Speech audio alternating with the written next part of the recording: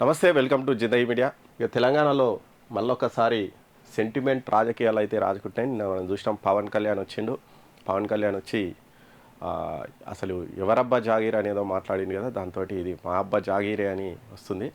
సరే, ఇక పవన్ కళ్యాణ్ మాట్లాడింది తప్ప కరెక్టా, మరి ఆయనకు అసలు ఇక్కడ ఏం పని అని మనం మాట్లాడే ముందు నిజంగా గత 10 ఏళ్లలో ఏం జరిగింది అనేది కూడా మనం ఒకసారి చూసుకుందాము. నిజంగా అంటే ఆంధ్ర తెలంగాణ సెంటిమెంట్ తోటి అయితే మరి తెలంగాణ ఉద్యమం జరిగింది. తెలంగాణ రాష్ట్రం కూడా ఏర్పాటైంది. అదంతా గత 12 ఏళ్ల కింద 2014లో దానికి అయిపోయింది. ఆ తర్వాత చాలామంది ఏం భావించారంటే ఇక మొత్తం ఆంధ్రోళ్ళు అంతా వెళ్ళిపోతారు, అసలు ఇక తెలంగాణలో భూముల రేట్లు పడిపోతాయి, లేకుంటే హైదరాబాద్లో ప్లాట్లు అసలు ఇక చాలా అగ్వకు దొరుకుతాయని చాలామంది ఊహించారు. కానీ నిజంగా అలాంటిది జరగలేదు. ఆ తర్వాత హైదరాబాద్కు చాలా బ్రాండ్ ఇమేజ్ వచ్చింది. హైదరాబాదు చుట్టుపక్కల భూములకు రేట్లు పెరిగినాయి. నిజానికి ఆంధ్రోళ్ళు వెళ్ళిపోయారు అంటే ఏం వెళ్ళిపోలే, వాళ్ళు ఇక్కడనే ఉన్నారు. ఎందుకంటే ఇదేం ప్రత్యేక దేశం అయితే కాదు. నిజంగా పవన్ కళ్యాణ్ చెప్పినట్టు ఇది ప్రత్యేక దేశం కాదు. దేశంలో ఎవ్వరు ఎక్కడన్నా ఉండొచ్చు. ఆయన కొన్ని ఎగ్జాంపుల్స్ కూడా చెప్పిండు. సూరత్లో లేదా తెలంగాణ వాళ్ళు, భివండిలో లేరా తెలంగాణ వాళ్ళు, ఆంధ్రోళ్ళు, మరి అక్కడ వాళ్ళు కూడా ఎలాగొడితే ఎక్కడ పోతారు అని అన్నాడు. అది నిజంగా వాల్యుబుల్ పాయింటే. అంతవరకు వాల్యుబుల్ పాయింట్. ఇక్కడ ఖచ్చితంగా ఆంధ్రాలో ఉండొచ్చు, మన తెలంగాణలో కూడా పోయి ఆంధ్రాలో ఉండొచ్చు. ఆంధ్రాలో కొంతమంది తెలంగాణలో కూడా ఉంటారు, ఖచ్చితంగా ఉంటారు. ఇక్కడ ఆంధ్రోళ్ళు ఎక్కువ పర్సెంటేజ్ ఉండొచ్చు, అక్కడ వాళ్ళు కొంచెం తక్కువ పర్సెంటేజ్ ఉండొచ్చు.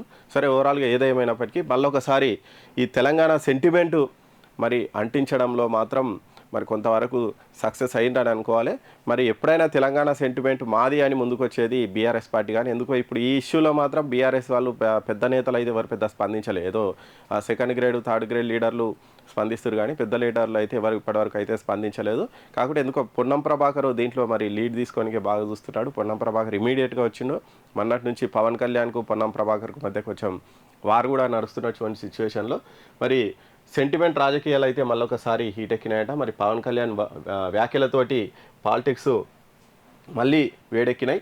మరి పవన్ కళ్యాణ్ వచ్చిండు. మరి పవన్ కళ్యాణ్ ఖచ్చితంగా ఇక్కడ ఈసారి నేను తెలంగాణలో పోటీ చేస్తా అని కూడా అంటున్నారు. చేయొచ్చు, ఎవరికి అబ్జెక్షన్ లేదు. ఎందుకంటే మరి బీఆర్ఎస్ కూడా అప్పట్లో చూసినాం.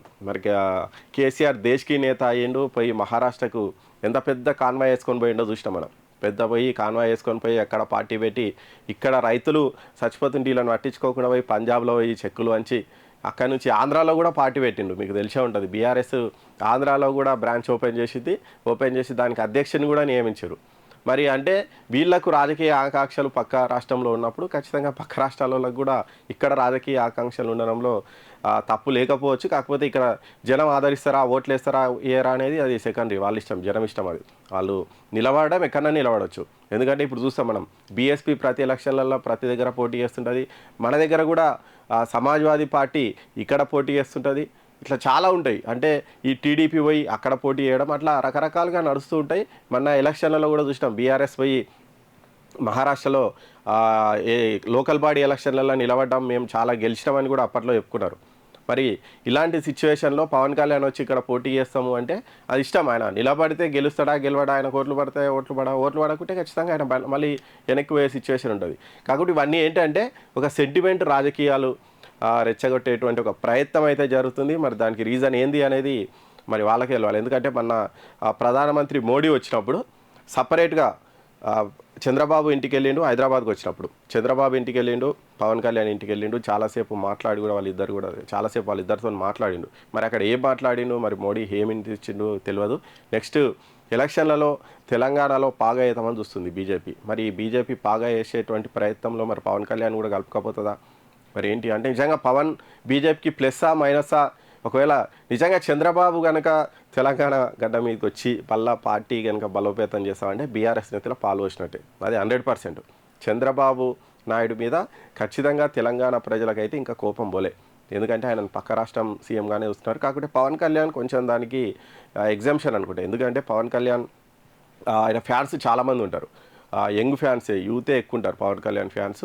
మరి వాళ్ళు కావచ్చు, ఇంకా పవన్ కళ్యాణ్ ఉన్నటువంటి ఆయన చెప్పేటువంటి విధానం కావచ్చు, కొంతమంది అట్రాక్ట్ అయ్యేటువంటి అవకాశం ఉంది. మరి అంటే మెయిన్గా ఇప్పుడు నెక్స్ట్ జిహెచ్ఎంసీ ఎలక్షన్లు రాబోతున్నాయి కాబట్టి హైదరాబాదు చుట్టుముట్టు ఆంధ్ర వాళ్ళు ఎక్కువనే ఉంటారు, పవన్ ఫ్యాన్స్ ఎక్కువనే ఉంటారు. కాబట్టి వాళ్ళ ఎఫెక్ట్ అంటే వాళ్ళ ఓట్లు సాధించుకునేటువంటి ప్రయత్నంలో భాగంగా మరి బీజేపీ స్కెచ్లో భాగంగానే మరి పవన్ కళ్యాణ్ వస్తుందా, లేకుంటే ఆయనకే ఓన్గా. ఎందుకంటే మనం చూసినాం ప్రొఫెసర్ నాగేశ్వర్ ఏదో బయట పెట్టడము, దాని తర్వాత ఆయనను అరెస్ట్ చేస్తారనడము, మా తెలంగాణ ఎట్లా అరెస్ట్ చేస్తారని ప్రెస్ క్లబ్లో మీటింగ్ పెట్టడము, పవన్ కళ్యాణ్ ఇష్టం వచ్చినట్టు తిట్టడం, ఇవన్నీ కూడా మరి ఆయన కోపం తెప్పించి ఉండొచ్చు. అందుకే వచ్చి ఇక్కడ మీటింగ్ పెడతాము పెట్టి ఇటువంటి కామెంట్లు చేసిండేమో అనేటువంటి. అయితే నిజంగా పవన్ కళ్యాణ్ ఏం మాట్లాడినప్పటికీ కొన్ని విషయాలలో ఆయన మాట్లాడే పద్ధతి కొన్ని మంచిగా మెచ్యూర్గా మాట్లాడింది. ఏంటంటే ఎక్కడైనా దేశంలో ఎవరైనా ఉండొచ్చు, ఎక్కడైనా పోటీ చేయొచ్చు, ఇది ప్రాంతీయ తత్వం అనేది కొంచెం తగ్గాలి, ఖచ్చితంగా మనం దేశం మీద ప్రేమ ఎక్కువ ఎరగాలనేటువంటి అంతవరకు అందరూ ఒప్పుకునేటువంటి విషయం. కాకుంటే కొన్ని విషయాల్లో అంటే అనవసరంగా వచ్చి ఎవడబ్బా జాగీరు ఇవి అన్నప్పుడు ఖచ్చితంగా ఇక్కడ ఉన్న కోపం వస్తుంది.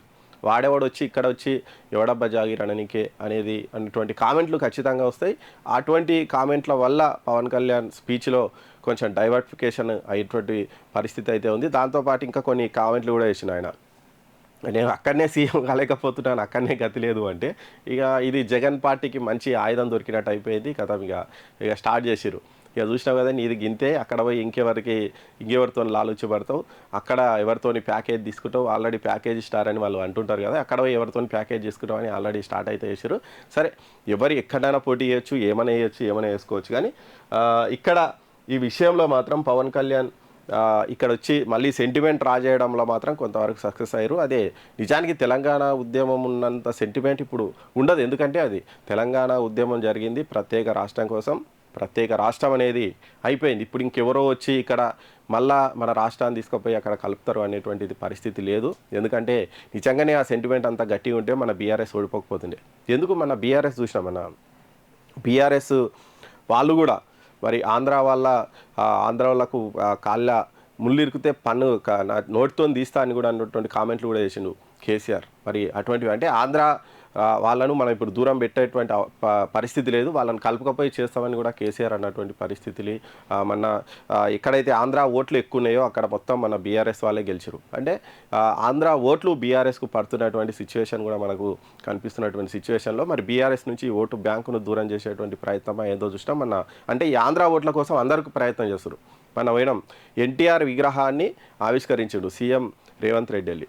అంటే ఇప్పుడు ఎన్టీఆర్ ఉమ్మడి రాష్ట్రానికి ముఖ్యమంత్రి అయినప్పటికీ ఆయన అయితే ఆంధ్ర వాళ్ళలాగానే కొంతమంది చూసినటువంటి పరిస్థితుల్లో మరి ఆయన విగ్రహాన్ని స్పెషల్గా పోయి అక్కడ ఆవిష్కరించడం వెనుక కూడా ఈ రాజకీయాలే ఉన్నాయి. మరి బీఆర్ఎస్ వాళ్ళు కూడా అసలు ఆంధ్ర కాంట్రాక్టర్ లేరా అంటే నిజంగా మన దగ్గర చేసేటువంటి పెద్ద పెద్ద ప్రాజెక్టులన్నీ ఆంధ్ర కాంట్రాక్టర్లే చేస్తున్నారు. మరి ఇవన్నీ కూడా అంటే ఇటువంటి సిచ్యువేషన్లో పవన్ కళ్యాణ్ వచ్చి ఇక్కడ పోటీ చేయొద్దు అని చెప్పేటువంటి ఎవరికి ఆ హక్కు అయితే లేదు ఈ విషయంలో. ఎందుకంటే ఇప్పుడు రేవంత్ రెడ్డి ఆంధ్ర సీఎం గతంలో ఉన్నటువంటి ఉమ్మడి రాష్ట్ర ఆంధ్ర సీఎంది విగ్రహావిష్కరణ చేసిండు. ఇక బీఆర్ఎస్ వాళ్ళు ఏమేమి చేసారో చూసినాం, మన కేసీఆర్ అటువంటి కామెంట్లు చేసిండు. ఇక వీళ్ళు కూడా మొత్తం కాంట్రాక్టులని వాళ్ళకే ఇచ్చారు, వీళ్ళు పోయి పక్కన పార్టీ కూడా పెట్టారు. అటువంటి వాళ్ళకు కూడా హక్కు లేదు. రేపు ఖచ్చితంగా అడుగుతారు, పవన్ కళ్యాణే అడుగుతాడు, అవును మీరు వచ్చి మా దగ్గర పార్టీ పెట్టి పోటీ చేయొచ్చు, మేమెందుకు పోటీ చేయొద్దు అంటాడు కంపల్సరీ. దానికి ఆన్సర్ అనేది ఉండదు. మరి ఇలాంటి సిచ్యువేషన్లో ఇప్పుడు ఇవన్నీ తాత్కాలికంగానే ఇది మళ్ళీ ఒకసారి సెంటిమెంట్ను రెచ్చగొట్టేటువంటి ప్రయత్నాలు అయితే జరుగుతున్నటువంటి సిచ్యువేషన్లో కొంతవరకు ఈ సెంటిమెంట్ రెచ్చగొట్టడంలో మాత్రం ఈ రాజకీయ నాయకులు కొంతవరకు సక్సెస్ అయ్యారని చెప్పాలి. కానీ ఇది లాంగ్ స్టాండ్ ఉంటుందా లేదా అనేది అయితే చూడాలి. ఓవరాల్గా మళ్ళొకసారి కొద్దిగా స్తబ్దుగా ఉన్నటువంటి తెలంగాణ రాజకీయాల్లో అయితే కొద్దిగా ఒక మూమెంట్ అయితే వచ్చింది. ఒక రకమైనటువంటి ఒక ఆసక్తికరమైనటువంటి పరిణామాలు అయితే జరుగుతున్నాయి మళ్ళీ.